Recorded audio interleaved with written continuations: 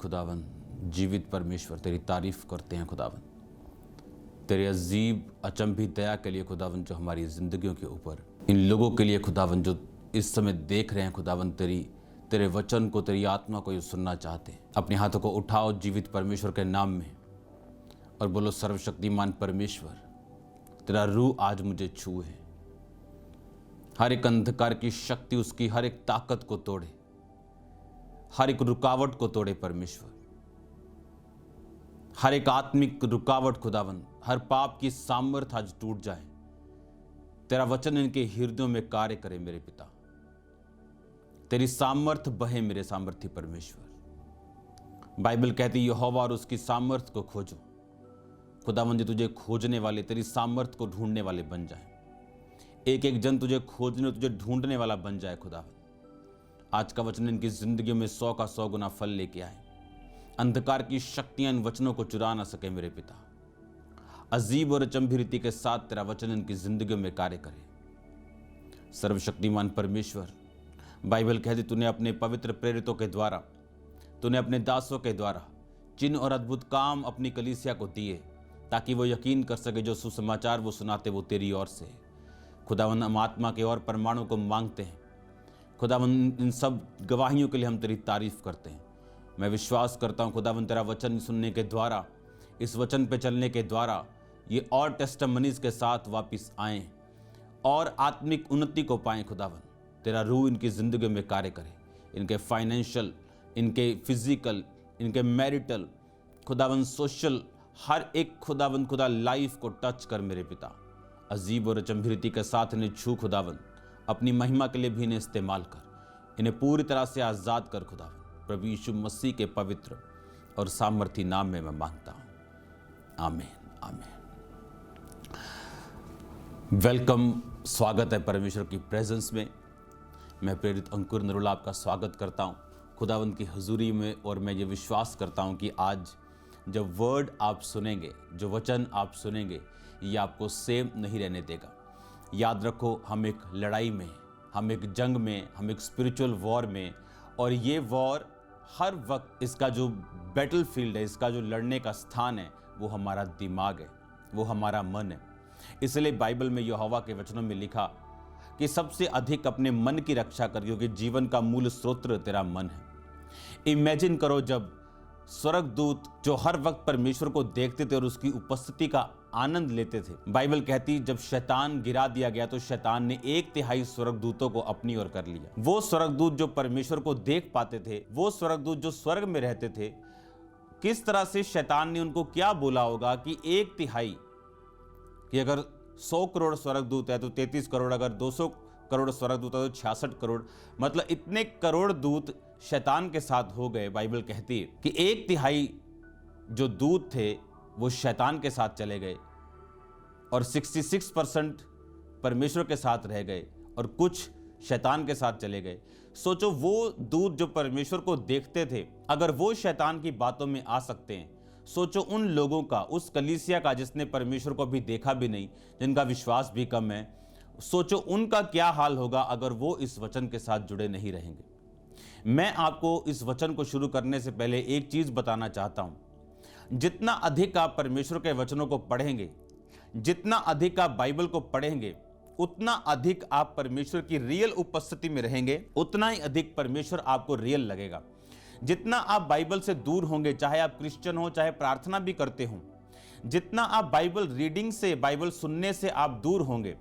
वचन सुनना अभी अच्छी बात है, पुस्तकें पढ़ो, वर्ड ऑफ गॉड सुनो, वर्शिप सॉन्ग सुनो, लेकिन बाइबल को पढ़ना, अगर आप अनपढ़ हैं तो बाइबल को एग्जैक्ट वर्ड टू वर्ड सुनना ये बहुत जरूरी है। बाइबल के वचनों में बाइबल कहती है कि परमेश्वर की सांस इसमें फूंका गया, वही सांस जो आदम में फूंका गया था।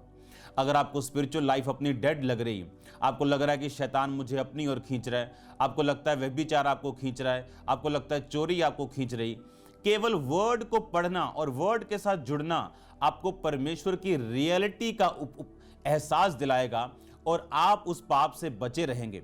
बाइबल कहती जवान अपनी चाल को किस प्रकार शुद्ध रखे, तो वचन में लिखा तेरे वचन के अनुसार सावधान रहने से।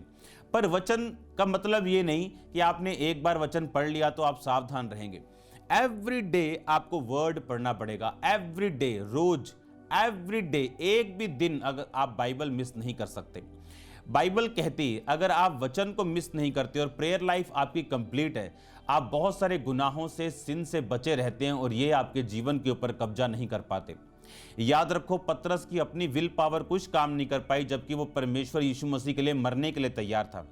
और इस बात से ये साबित होता है कि वो मरने के लिए तैयार था कि उसने एक सैनिक का कान उड़ा दिया था तलवार मार के, जबकि उसने कान नहीं उड़ाना था, उसने उसका सिर काटना था। उसने सिर पे मारा था, उसको गुस्सा आ गया था, लेकिन वो कान पे लग गई और परमेश्वर ने कहा अपनी तलवार म्यान में रख, जो तलवार चलाएंगे तलवार से ही नाश होंगे।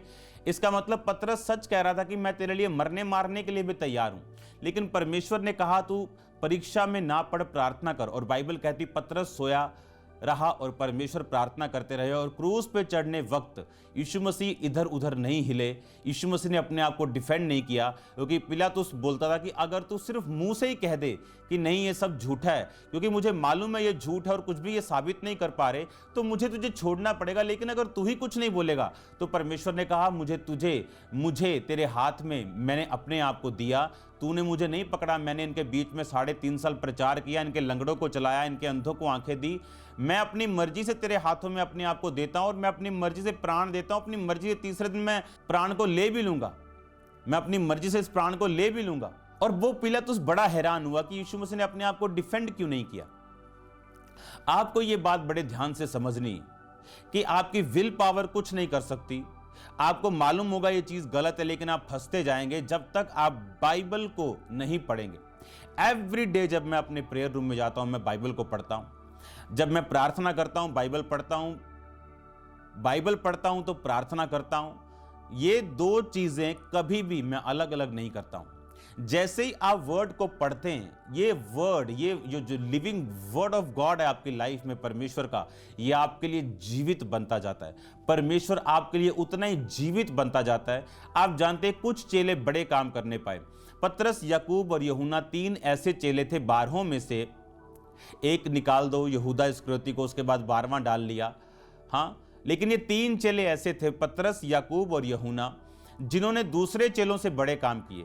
बाइबल यहां तक भी बताती है कि दूसरे चेले कुछ दुष्ट आत्मा को निकाल नहीं पाते थे जो पतरस, याकूब और यूहन्ना निकाल पाते थे।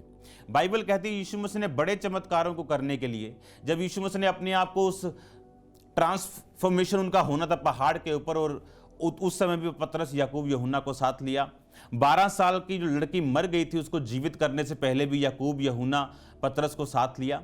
और ये 3 चेले हमेशा परमेश्वर के साथ थे। और बाइबल बताती है ये तीनों चेलों को ही कलीसिया के खंबे समझा जाता था। इसका रीजन क्या, ऐसे क्यों कि एक चेला कुछ नहीं कर पा रहा लेकिन एक ज्यादा कर पा रहा है? इसका रीजन ये है कि परमेश्वर जितना आपके लिए जीवित है, जितना आपने पर्सनल उसका एक्सपीरियंस किया है, आप उतना ही लोगों को एक्सपीरियंस करवा सकते हो। अगर आपने मिरेकल्स का एक्सपीरियंस नहीं किया, लेकिन आपको यह चीज समझने कि जितना आप परमेश्वर को एक्सपीरियंस करते हैं, आप उतना ही लोगों में इसको बांट सकते हैं।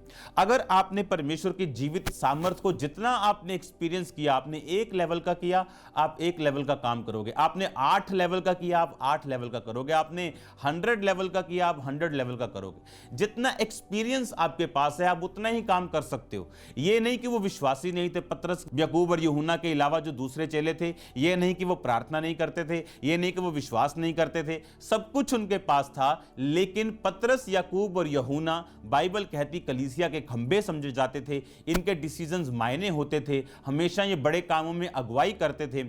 ये परमेश्वर की ओर से था। कैसे? क्योंकि इनका जो फेथ था, इनका जो रिस्क की जो टेकिंग जो पावर थी वो ज्यादा थी। किसी चेले में हिम्मत नहीं थी। जब यीशु मसीह पानी पे चलते हुए दिखाई दिए, पतरस ने कहा मुझे तेरे पास पानी पे चल के आना है, तो परमेश्वर ने कहा आ जाओ। लिखा वो चलने लगा, फिर डूबने लगा। परमेश्वर ने कहा तूने क्यों संदेह किया, हे अल्पविश्वासी। उसको ये नहीं कहा हे अविश्वासी, अल्पविश्वासी। यानी जब विश्वास थोड़ा होता है तो थोड़े कार्य हम कर सकते हैं, लेकिन जब विश्वास संपूर्ण होता है तो बाइबल कहती है आप पहाड़ों को भी हटा सकते हैं। ये चीजें मैं आपको इसलिए कह रहा हूं क्योंकि जब आप रोज बाइबल को, आप प्रभु की उपस्थिति में जाएंगे, अगर वैसे तो लोग जाते नहीं, इसीलिए वो फंसते हैं। बहुत सा यूथ फंसता है, सेवा में खड़ा होता है, गिर जाता है। कोई ग्रोथ नहीं लाइफ में, कोई बिजनेस में। क्यों? क्योंकि आपको अनॉइंटिंग चाहिए। और अनॉइंटिंग कैसे आएगी? आज इस अनॉइंटिंग की टीचिंग में फर्स्ट आपका लेसन ये है कि अनॉइंटिंग ये एक प्रोडक्ट है, ये एक फ्रूट है, ये एक रिजल्ट है प्रभु के साथ रोज बैठने का। अनॉइंटिंग एक रिजल्ट है, ये एक प्रूफ है, ये एक प्रोडक्ट है, ये एक फ्रूट है खुदावंद के साथ रोज उसकी उपस्थिति में बैठने का। आप जितना परमेश्वर की उपस्थिति में बैठेंगे, anointing mean to rub with oil, रगड़ना ऑयल के साथ। आप जितना खुदावंद की प्रेजेंस में होंगे उतना वो अभिषेक आप पे रगड़ा जाएगा और एक दिन ये इतना रगड़ा जाएगा, समा जाएगा कि ओवरफ्लो होगा। कि तू अगर तू मुझ पे विश्वास करे तो मैं जीवन जल की नदियां तुम में से बहा दूंगा, वो वर्ड पूरा होगा। वो पवित्र आत्मा का फ्लो आपकी लाइफ से शुरू होगा। लेकिन उसके लिए खुदावंद की प्रेजेंस में बैठने के लिए आपको फाइट करनी पड़ेगी, क्योंकि आप जानते हैं कि पाप और प्रार्थना ये साथ साथ नहीं चलते। जब पाप एंटर कर जाता है आप प्रेयर नहीं कर पाते, और जब प्रेयर आप करते हो फिर आप पाप नहीं करते, आपको मालूम है कि सब कुछ व्यर्थ हो जाएगा। तो ये एक डिसीजन जो हमेशा हमारे मनों में चलता है कि हमें प्रार्थना करनी है कि पाप करना है। और जब आप प्रार्थना करने का डिसीजन लेते हैं, एक वर्ड मैं आपको बोलता हूं आज, इसको देने से पहले मैं आपको एक वचन देता हूं। परमेश्वर ने कहा, कुछ नपुंसक ऐसे हैं जो माता के गर्भ से ऐसे जन्मे, कुछ को मनुष्यों ने बनाया और कुछ ने अपने आप को परमेश्वर के राज्य के लिए नपुंसक बनाया। नपुंसक मतलब जो अपने जैसा पैदा नहीं कर सकता। इसका मतलब परमेश्वर ने कहा कुछ ने अपने आप को ऐसा बना लिया। अगर आप बाइबल खोलें और उसे स्पिरिचुअल आईज से पढ़ें और फुल बाइबल को एनालाइज करें, जितने real anointed man and women of God थे, अगर आप उनको पकड़ें तो आप इस बात को पाएंगे कि वो सेल्फ डेथ इंसान थे। उनके आंखों में, उनके अपने आप के लिए वो सेल्फ डेथ में प्रवेश कर चुके थे।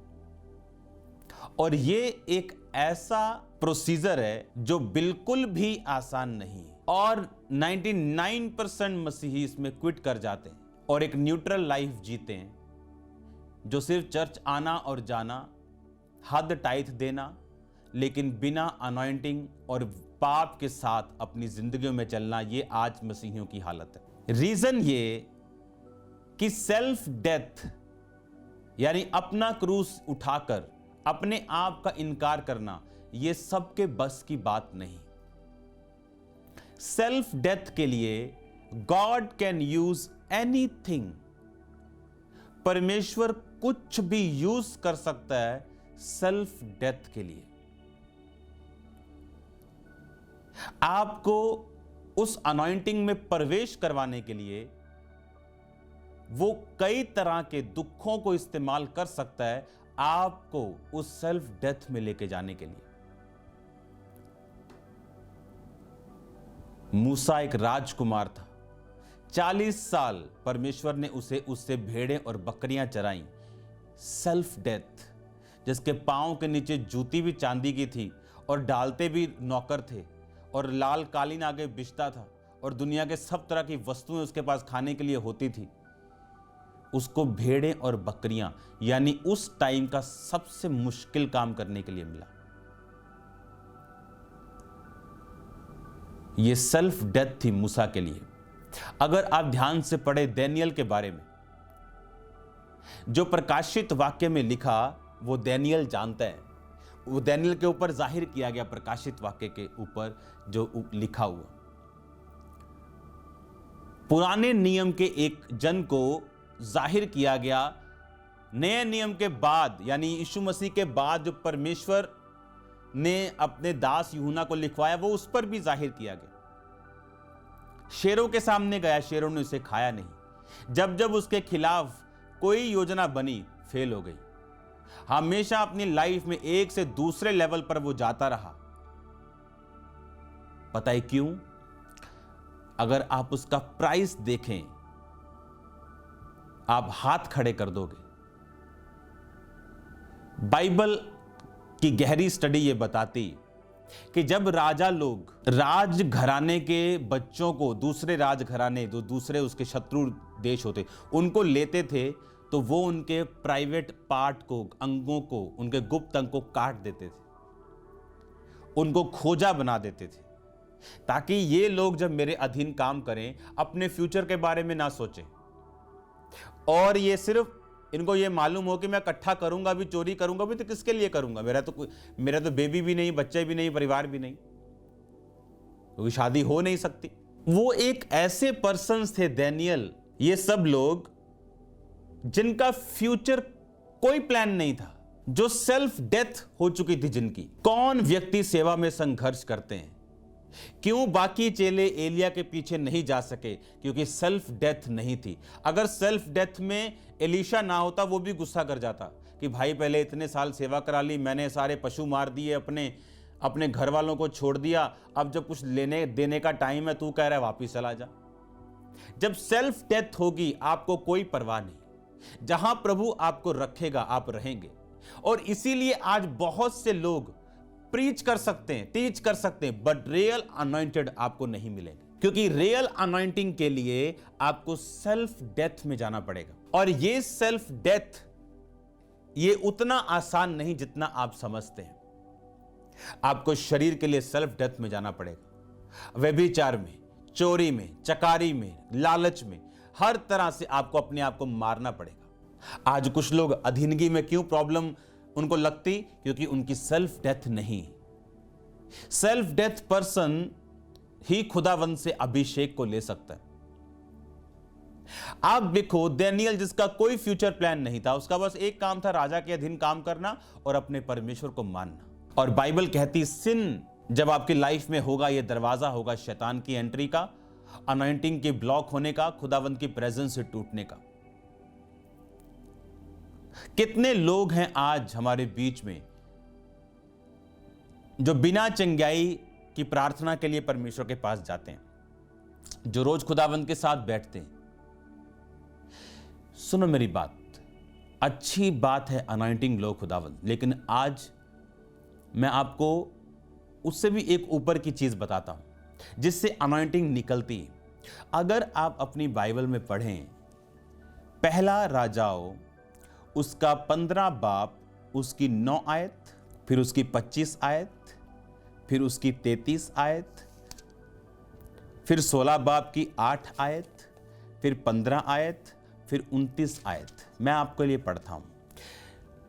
पहला राजाओं 15 उसकी 9 आयत में लिखा, इज़राइल के राजा यारोबाम के 20वें वर्ष में यहूदा पर आसा राज्य करने लगा। वह यरूशलेम में 41 वर्ष तक राज्य करता रहा।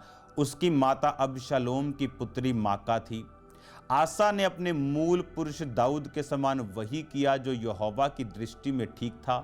उसने तो पुरुषगामियों को देश से निकाल दिया और जितनी मूर्तें उसके पुरखाओं ने बनाई थी उन सबों को दूर किया। उसकी माता माका, जिसने अशेरा के लिए एक घिनौनी मूर्त बनाई थी, उसको उसने राजमाता के पद से उतार दिया। आसा ने उसकी मूरत को काट के किद्रोन के नाले में फूंक दिया। ऊंचे स्थान ढाए ना गए तो भी आसा का मन जीवन भर यहोवा की ओर पूरी रीति से लगा रहा। और जो सोना चांदी और पात्र उसके पिता ने अर्पण किए थे और उसने स्वयं अर्पण किए थे, उन सबों को उसने यहोवा के भवन में पहुंचा दिया। अब बड़े ध्यान से आप समझना, ये इस पे लिखा एक आसा राजा था यहूदा पर, उसने 41 वर्ष तक राज्य किया, 41 ईयर्स। ये बहुत बड़ा टाइम है अपनी फुल लाइफ। 25 आयत में लिखा, यहूदा के राजा आसा के दूसरे वर्ष में नादाब इज़राइल पर राज्य करने लगा। ये अब किसी और राजा की बात कर रहे हैं। जब आसा का दूसरा साल था, जब वो यहूदा पर राज कर रहा था, उसका दूसरा साल था, तो नादाब नाम का एक इज़राइल का राजा राज करने लगा। उसने 2 साल तक राज किया। फिर उसने वो किया जो यहोवा की दृष्टि में बुरा था और इज़राइल से पाप करवाए। आप इमेजिन करो, उसके 2 साल में उसको गद्दी से निकाल दिया गया। इसकी 16 की 8 से पहले 15 की 33 पढ़ता हूं। नदाब के बाद बादशाह उसकी जगह पर राजा बना। वो भी तीसरे साल में, आसा के तीसरे साल में राजा बना। जो दृष्टि में यहोवा की बुरी था उसने किया। उसके बाद 16 की 8 में आसा के 26वें वर्ष में बादशाह का पुत्र एला इज़राइल पर राज करता रहा। उसने 2 साल तक राज किया। इसकी 15 आयत में लिखा, यहूदा के राजा आसा के 27वें वर्ष में जिम्री इज़राइल में राज करने लगा और उसने सिर्फ 7 दिन तक राज किया। 21 आयत में लिखा, इज़राइल प्रजा 2 भागों में बंट गई। अब आप नीचे आ जाओ। 29 आयत में, यहूदा के राजा आसा के 38वें वर्ष में ओमरी का पुत्र अहाब इज़राइल पर राज्य। उधर आसा खड़ा का खड़ा है, इधर इज़राइल के राजा बदलते जा रहे हैं। एक आया, कौन? नादाब, जो दृष्टि में खुदा की बुरा था वही किया, हट गया। बादशाह हट गया, एला हट गया, जिम्री हट गया, ओमरी हट गया, अहाब भी हट गया। और आसा 41 साल तक राज करता रहा। और बाइबल कहती जो यहोवा की दृष्टि में ठीक था उसने वही किया। और उसकी माता ने लिखा, एक मूरत बनाई, उसने अपनी माता को राजपद से उतार दिया। आप जानते हैं वो कौन थी? अबशालोम की मां, अबशालोम की पुत्री माका। उसकी माता अबशालोम की पुत्री माका थी। अबशालोम एक विद्रोही बेटा जो परमेश्वर की आज्ञाओं पे चला नहीं। और उसकी लिखा, जब आसा राज पे बैठा उसकी मां ने एक मूरत बनाई और उसने उस मां को, अपनी रियल माता को राजपद से उतार दिया। और इससे पहले इसका भाई राजा बना था, आसा का भाई, उसका नाम था अबियाम। और उसने सिर्फ 3 साल तक राज किया और वो खत्म हो गया। और अबियाम का भाई आसा 41 साल तक राज करता है। उसकी मां भी अगर कोई मूर्ति बनाती तो उस मूर्ति को उसने फूका। और बाइबल कहती उस मां को राजपद से उतारा। देश में से सारे गे जो पुरुष के साथ जो लड़कों को लड़के पसंद हैं, फिल्में भी बन गई अब तो कि लड़के को लड़के पसंद है, कोई बात नहीं, ये श्राप है, ये घिनौनी बात है बाइबल के मुताबिक। कोई उसे अच्छा समझे ना समझे, ये पाप है और ये पाप रहेगा, ये गुनाह है, ये गुनाह रहेगा। एक नहीं 1000 फिल्में बना लो, 1000 लॉ पास कर लो, ये पाप है तो पाप रहेगा। और बाइबल कहती परमेश्वर गे लोगों से नफरत करता है, पुरुषगामियों से नफरत करता है। आप बोलोगे परमेश्वर पापियों से प्यार करता है। हाँ, अगर वो अपने पाप को छोड़ दें तो वो पापियों से प्यार करता है। वो चाहता है वो अपने पाप को छोड़ दे। परमेश्वर भूल जाएगा तुम क्या थे। आपको मैं इसलिए ये पढ़ा रहा हूं कि इसका भाई 3 साल तक राज करके मर गया। फिर आसा आया और आसा के सामने पड़ोसी देश में एक आया राजा, नादाब, बादशाह, एला, उसके बाद जिम्री, उसके बाद ओमरी, उसके बाद अहाब। सब एक एक करके अपना छोटा छोटा राज दुखों में बिताते मरते गए और उतना नहीं जी पाए जितना आसा जी पाया। परमेश्वर की प्रेजेंस में बैठना, उसके वर्ड पे ध्यान देना। आप देखो घर पे उसके फाइट थी। मैंने आपको बताया अनॉइंटिंग का एक प्राइस है, आप रिजेक्ट किए जाओगे। आप वो नहीं कर सकते जो दूसरे लोग कर सकते हैं। उन जगहों में नहीं जा सकते जहां दूसरी जगह दूसरे लोग जा सकते हैं। आप वो सब काम नहीं कर सकते जो आम लोग कर सकते हैं। अगर आपको इस अनॉइंटिंग को लेना है, अगर आपको ये अभिषेक चाहिए तो डैनियल की लाइफ को इमेजिन करो। कोई वाइफ नहीं, उसकी लाइफ को इमेजिन करो। अब ये नहीं कि आप मैरिज ना करो। बाइबल कहती, पौलुस कहता है मैरिज ना कराओ तो बेस्ट है, अगर करवाओ तो बेटर है। लेकिन मूसा मैरिड था, लेकिन बाइबल कहती जब वो पहाड़ से आया उसका फेस शाइन कर रहा था और उसको मालूम नहीं था उसके फेस से किरणें निकल रही। सेल्फ डेथ यानी मालूम ना होना अपने बारे में। सेल्फ डेथ वाला व्यक्ति सेवा कर सकता है, सेवा के साथ जुड़ा रह सकता है। अपनी निगाह में अगर आप जीवित हैं, मुझे ऐसा क्यों नहीं हुआ, मेरे साथ ऐसा, तो आप इस अनॉइंटिंग के हकदार नहीं होंगे। इसीलिए एलिया के बहुत से चेलों को मालूम था कि इसने आज स्वर्ग पे जाना है। क्यों? क्योंकि as a son of prophet, उस माहौल में रहने के कारण उनको भी विजन आने शुरू हो गए थे, दर्शन आने शुरू हो गए थे। उनका अपना अभिषेक नहीं था, ये एलिया का अभिषेक था, पर उनका अपना कैरेक्टर वो नहीं था कि वो एलिया का उस तरह से पीछा कर सकें। और उन्होंने बताया, एलीशा तेरा स्वर्ग पे चढ़ जाएगा तेरा गुरु। कहता तुम चुप रहो, मेरे को मालूम है, क्योंकि मेरे अंदर भी वही अभिषेक है, मैं भी वही माहौल में रहता हूं, बट मैं हार्टली उसको फॉलो करता हूं। और बाइबल ऐसा कहती, इस अनॉइंटिंग से आप सेम नहीं रहते, आपकी लिनेज, आपकी वंशों की चीजें, आपके कंफ्यूजन्स कुछ भी सेम नहीं रहती। लेकिन इस अनॉइंटिंग के लिए सेल्फ डेथ चाहिए, और सेल्फ डेथ आपकी होती जब आप शरीर को काबू में रखते हैं, पाप को काबू में रखते हैं, व्यभिचार को काबू में रखते हैं, सेक्सुअल इच्छाओं को काबू में रखते हैं। इससे आपकी लाइफ में अनॉइंटिंग बढ़ती, और शैतान नहीं चाहता आप अनॉइंटिंग में बढ़ें। वो नहीं चाहता आप चोरी छोड़ें, वो नहीं चाहता आप सिगरेट छोड़ें, वो नहीं चाहता कि आप इन शरीर के कामों से बाहर आएं। इसलिए नहीं कि आप करेंगे तो उसे मजा आएगा, उसे कोई मजा नहीं। वो चाहता है आपको डिस्कनेक्ट करना, ताकि आप उस वर्ड को फॉलो ना कर सकें और अपनी लाइफ में उस अनॉइंटिंग सब्सटेंस को, उस रियल पावर को अपनी लाइफ में हासिल ना कर सकें। इमेजिन करो डैनियल की लाइफ को किस तरह से कि वो सेल्फ डेथ में होगा, कि उसको मालूम था कि उसका फ्यूचर अब इस संसार के साथ जुड़ा हुआ नहीं, इसीलिए उसका ध्यान परमेश्वर की ओर था। बाइबल कहती कुछ को मनुष्यों ने बनाया, कुछ ने अपने आप को। अब कईयों के अंग काटने की जरूरत नहीं, लेकिन अपने आप को ऐसा बना लो कि आपके अंग आपके अपने नहीं है, खुदावंद के। अपने आप को ऐसा बना लो, ये आसान नहीं पर इम्पॉसिबल नहीं। जीसस क्राइस्ट क्या करते रहे 30 साल तक? एक 20 साल का इंसान इजराइल में लड़ने योग्य हो जाता था, यानी मैच्योर होता था। क्या करते रहे वो 30 साल तक? बाइबल कहती अपने टाइम का इंतजार, सेल्फ डेथ। खुदा बाप का बेटा, इस दुनिया का मालिक, स्वर्ग की करोड़ों किलोमीटर सोने की सड़कों का मालिक, एक कारपेंटर के घर में काम कर रहा है। सेल्फ डेथ, अपने आप को शून्य बना लिया। सेल्फ डेथ जब आपकी लाइफ में एंट्री मारती, आप डे बाय डे इस अनॉइंटिंग में इंक्रीज होते हैं, आप इस अभिषेक में बढ़ते हैं। और जब ये अभिषेक बढ़ता है, तब ये प्रूफ लेके आता है, आपकी लाइफ में टेस्टिमनीज को लेके आता है, ये ग्रोथ को लेके आता है। हालेलुया। कुछ माता के गर्भ से जन्मे, यानी कुछ जन्म से ही ऐसे हैं, शारीरिक प्रॉब्लम, लेकिन कुछ को मनुष्यों ने बना दिया और कुछ ने अपने आप को ऐसा बना लिया परमेश्वर के राज्य के लिए। अगर यूथ मुझे सुन रहे हैं, तो पाप में पड़ के सेवा बिल्कुल पॉसिबल नहीं।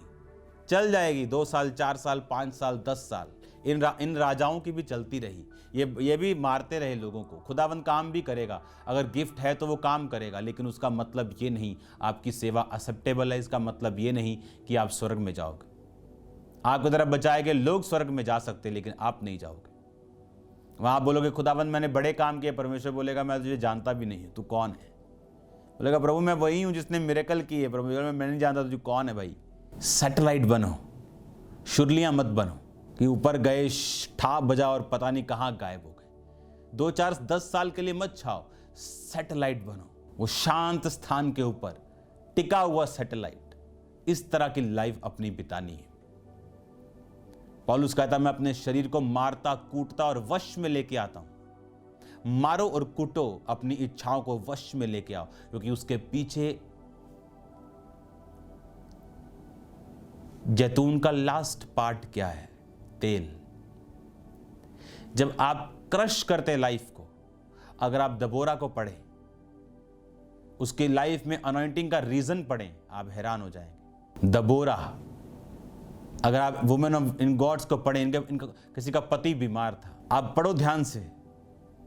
यूसुफ रिजेक्टेड था, दाऊद रिजेक्टेड था, सुलेमान रिजेक्टेड, मैंने आपको पिछली बारी में बताया था। परमेश्वर इन परिस्थितियों को यूज करेगा सेल्फ डेथ में लेके आने के लिए।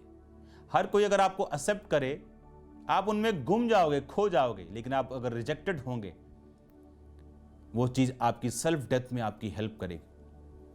किसी की लाइफ में किसी चीज़ को यूज़ किया, डैनियल की लाइफ में किसी चीज़ को यूज़ किया, यूसुफ की लाइफ में अकेलेपन को यूज़ किया, रिजेक्शन को यूज़ किया, दबोरा की लाइफ में डिफरेंटली उसको यूज़ किया। ये मुसीबतें अनॉइंटिंग को पैदा कर सकती हैं। अगर आप एक फैसला कर लें सेल्फ डेथ में, अपने आप का इनकार करने का, ये बड़ा मसा आपकी लाइफ में, आपकी मिनिस्ट्री में, आपके जीवन में, आपके फाइनेंस के ऊपर ये दे सकती। अपने आप को डैनियल समझो, अपने आप को यूसुफ समझो, अपने आप को पतरस समझो, अपने आप को डिस्ट्रैक्ट मत होने दो। यीशु मसीह को राजा बनाने के लिए पकड़ने आए। बाइबल कहती पॉलिटिकल मूवमेंट थी उस टाइम बड़ी तगड़ी। रोमन लोगों के खिलाफ इजरायली लोगों में से पॉलिटिकल लोग उठ रहे थे, उन्हें लीडर चाहिए था। यीशु मसीह को देखा, वाह लाखों लोग हैं पीछे, ये तो लोगों को चंगा भी कर सकता है, इसको बेस्ट है राजा बनाओ, और भविष्यवाणी पूरी हो जाएगी कि मसीह उठेगा और हमें छुड़ाएगा, ये भी एक हमारे लिए दाऊद जैसे राजा होगा। जैसे यीशु मसीह को मालूम है मुझे राजा बनाने के लिए पकड़ने वाले हैं, यीशु मसीह जी का पहाड़ पर भाग गए और वहां पे प्रार्थना की। क्यों? ये छोटी कुर्सी नहीं थी। डिस्ट्रैक्शन से अपने आप को बचाओ।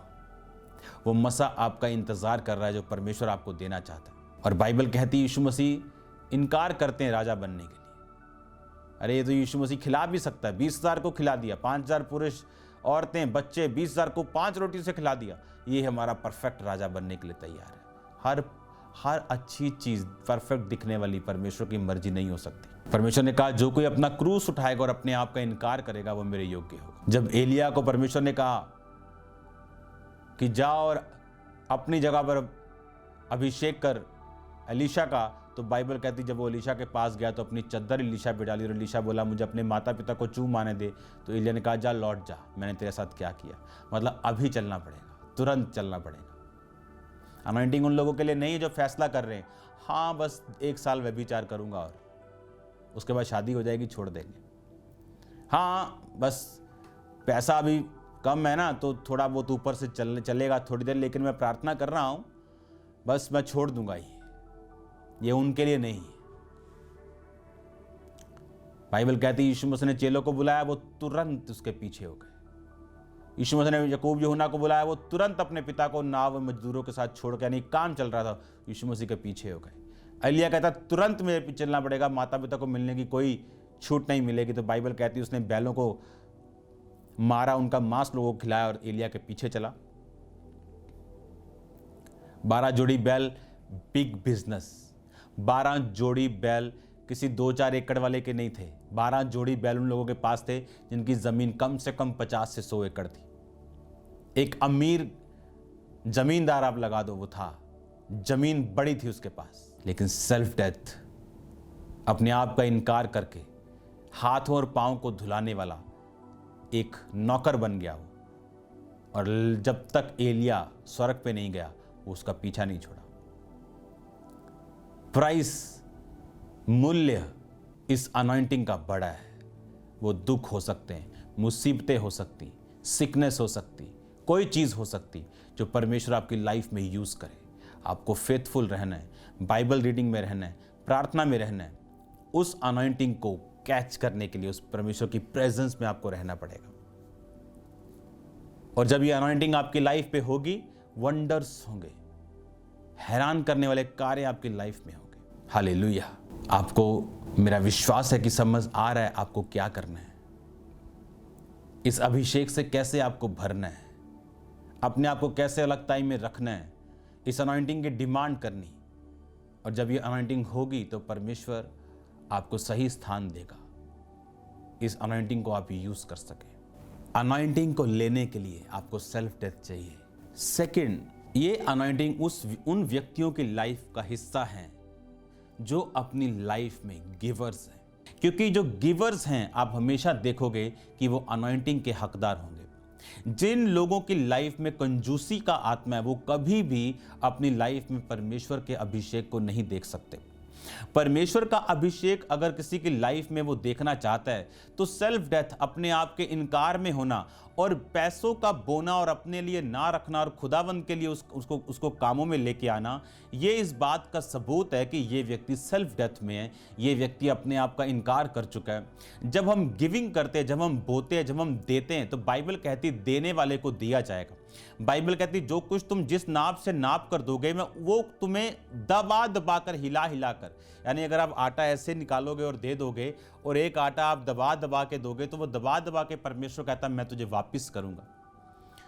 अगर आप अय्यूब की लाइफ में देखो तो बाइबल कहती वो एक गिवर था। अगर आप पौलुस की लाइफ को देखो तो बाइबल कहती उसने बार बार अपनी पत्रियों में लिखा कंगालों और विधवाओं का ध्यान रखो। उसने बार बार लिखा गरीबों का ध्यान रखो, कंगालों की सुधि लो, गरीबों का ध्यान रखो।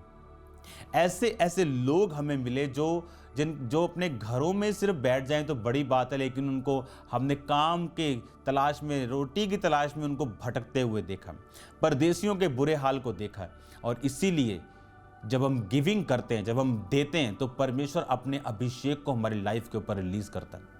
वो हमारे फाइनेंस के ऊपर अपने अभिषेक को रिलीज करता है, हमारे बच्चों के ऊपर अभिषेक को रिलीज करता है।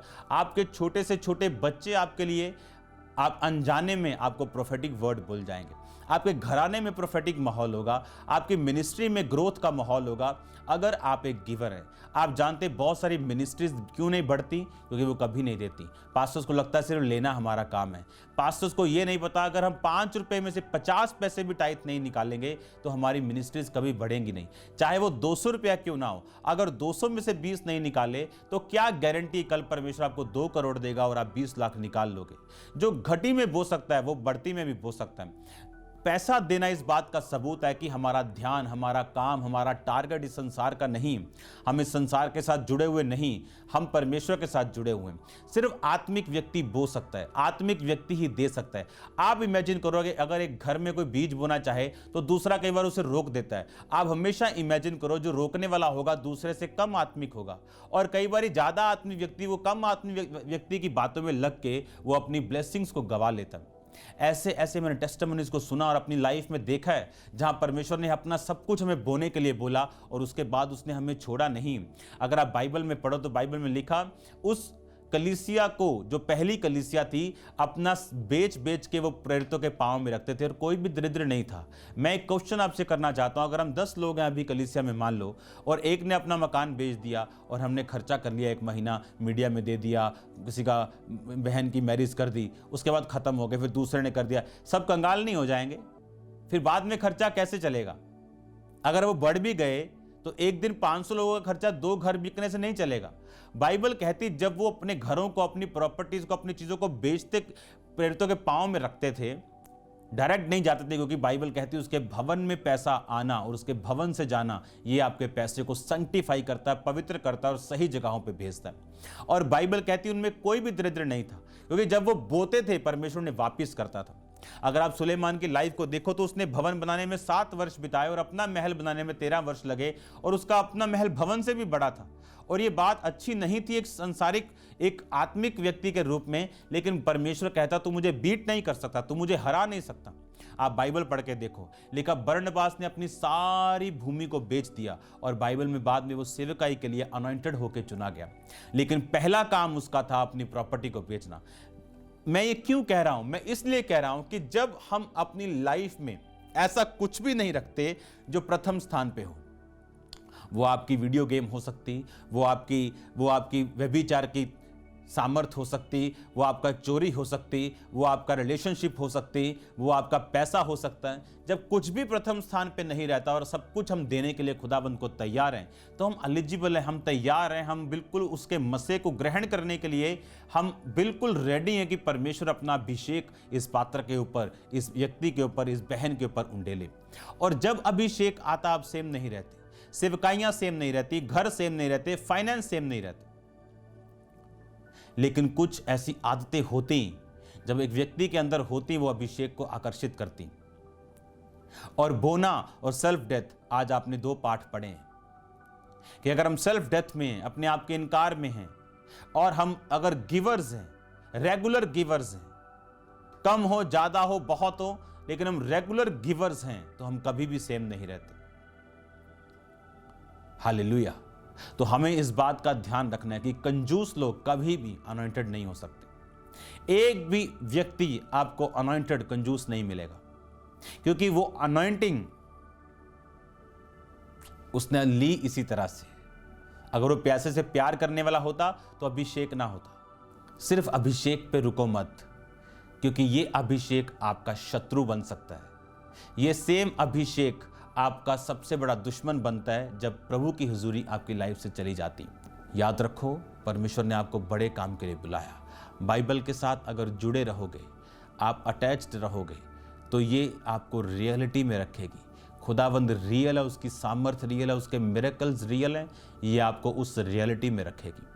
अगर आप बाइबल से अटैच रहेंगे, प्रार्थना से अटैच रहेंगे, आपकी विल पावर जितनी मर्जी बड़ी हो आपको कुछ नहीं दे सकती, लेकिन जब स्पिरिचुअल पावर उसके साथ जुड़ी रहेगी तो आप कुछ कर पाएंगे परमेश्वर के लिए। God bless you all. खुदावंद की ग्रेस, उसका प्रेम, उसकी सहभागिता, खुदा बाप का प्रेम, प्रभु यीशु मसीह का फजल, पाकरों की सहभागिता आप सबके साथ बनी रहे। याद रखो, खुदावंद के काम को भूलना नहीं, फालतू लड़ाइयों में नहीं जाना, अपने काम पर फोकस रखना। जिस काम के लिए प्रभु ने आपको बुलाया उस काम पे अड़े और खड़े रहना। मेरा विश्वास है खुदावंद आपको यूज़ करेगा बड़ी जगहों के ऊपर। God bless you all.